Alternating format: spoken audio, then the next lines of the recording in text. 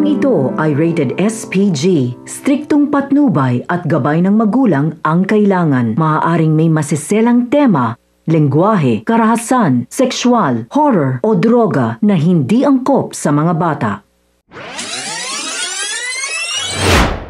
Mga kapamilya, welcome back.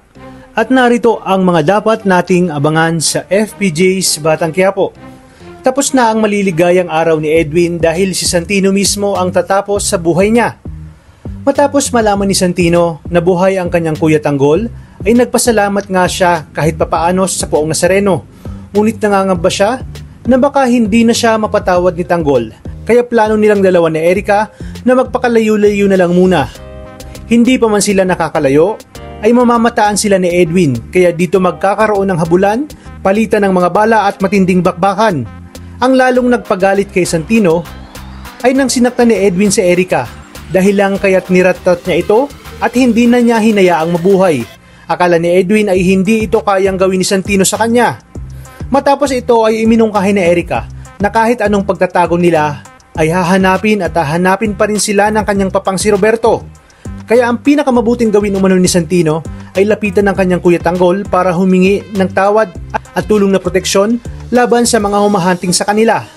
Dito naglakas ng loob si Santino at nagsimula ng hanapin ang kanyang Kuya Tanggol.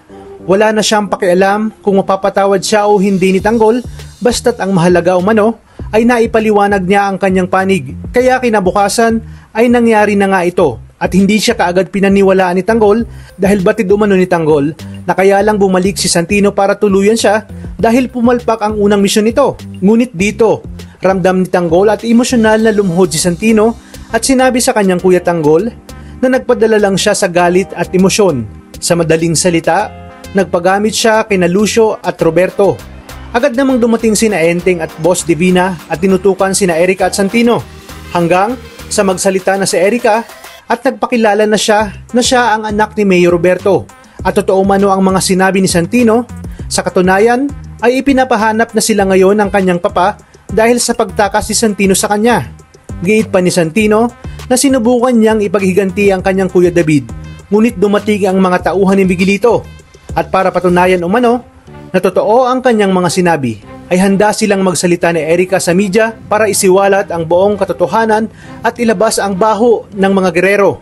Kaya naman mga kapamilya, tuloy-tuloy ang pagsubaybay dito lang sa nangungunang serya sa primetime. Maraming salamat sa inyong panonood at pagpalain tayong lahat, kapamilya.